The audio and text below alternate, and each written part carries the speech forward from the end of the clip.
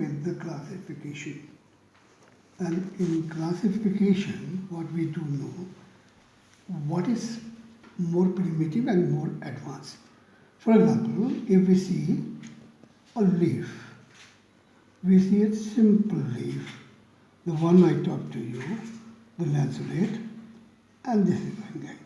At the same time, when you go into the forest, you find a leaf which is compound. It's a simple and compound. And there you find the leaflet are showing this way. And then you have this may be further divided. Anyway, now, which one will you take as a primitive? This one or this one? So for doing this, you will draw it. You also find sometimes the leaves have got divided along the margin and it goes up this way. And what we do find are the leaf which appears in this way. So this is one stage of the transition which makes it the older to the advanced. And then when it divides into the further Venetian pattern, it comes out to this. So we take this is simple, is more primitive, and then it moves like this, and the compound is advanced. And this is what we do require to know which is more primitive and more this. And I must tell you, earlier I told to you, there are different features. Now we come to the next one. When we do see a flower, we see, as I told you, about the symmetrical flower. And the symmetrical flower is what we call it actinomorphic. Well, I just draw it like this, and there. So when we divide this is symmetrical, and it can be divided into all equal halves.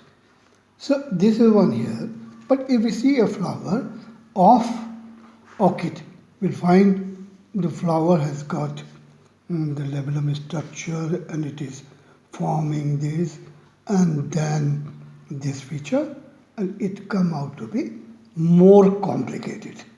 So this is simple flower, or you can say the actinomorphic, and then it goes into what we call it zygomorphic, which can be divided into one plane but not in further plane like this.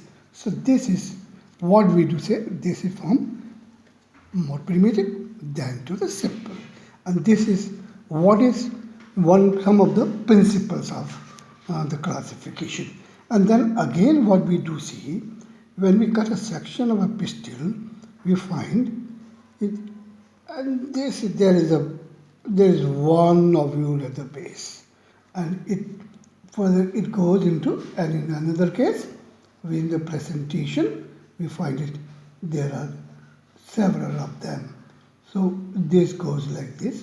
When we cut the section of this becomes a kind of the axillary.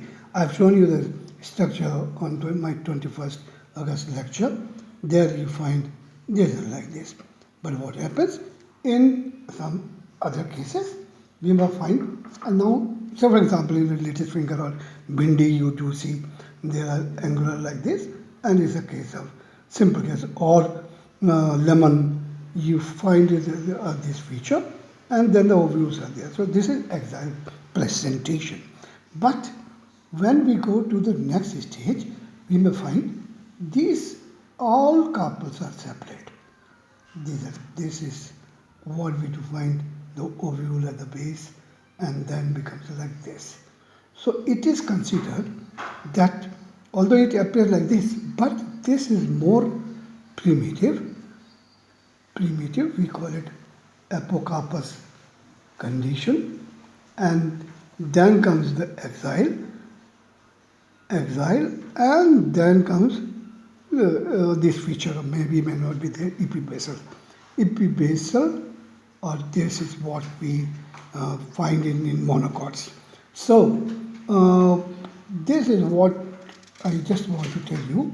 There is a classification, we have to see the differences how it comes up. So one was this. The another one, you find a leaf which has got the reticulate venation. So you find it here, and the venations coming up like this. Well, main midrib, and then it is further divided, and in the subsequent one you will find the leaves are there, but the venations are all parallel.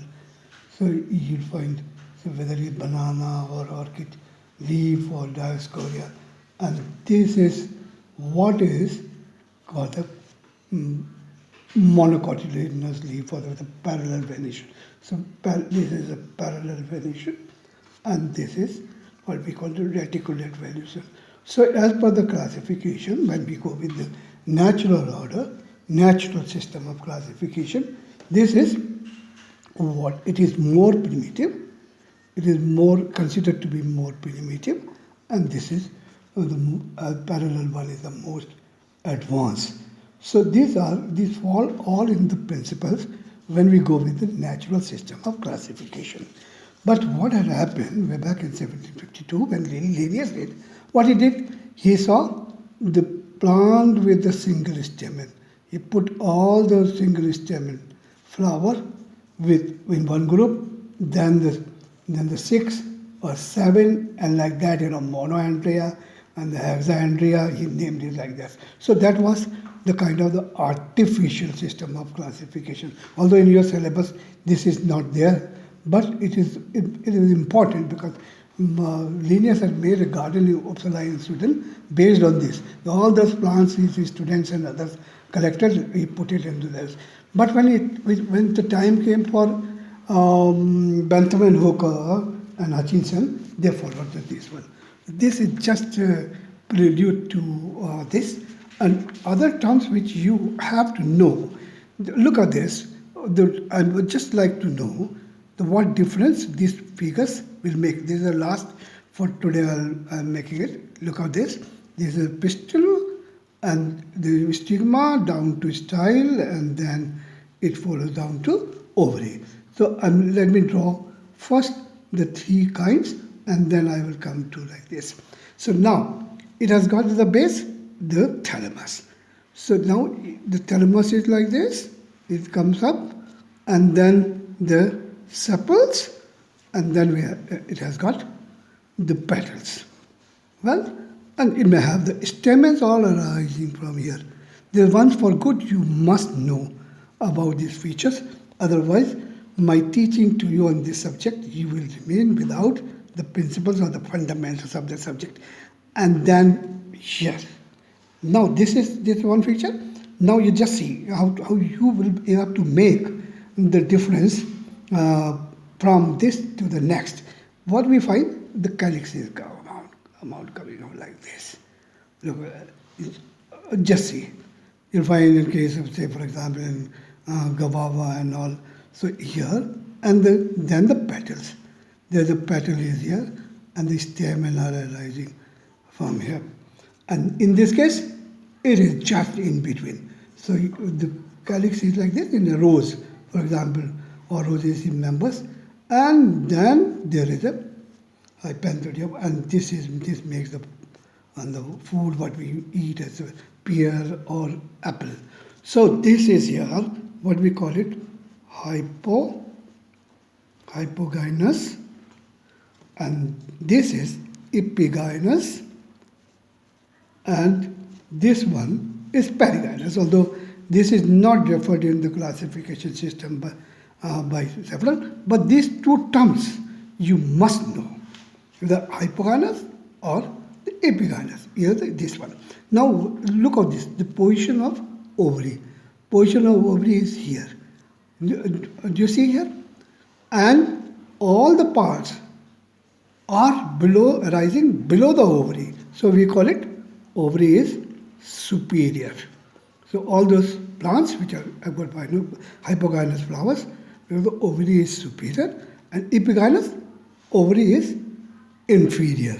So epigynous is inferior ovary. ovary is inferior. So in between, this comes in between. So if we take this, we will write it Ganeshan this in plural formula, and this is we are going to do it here, and then in case of this one, write it here. So this is in plural formula, you are going to use it.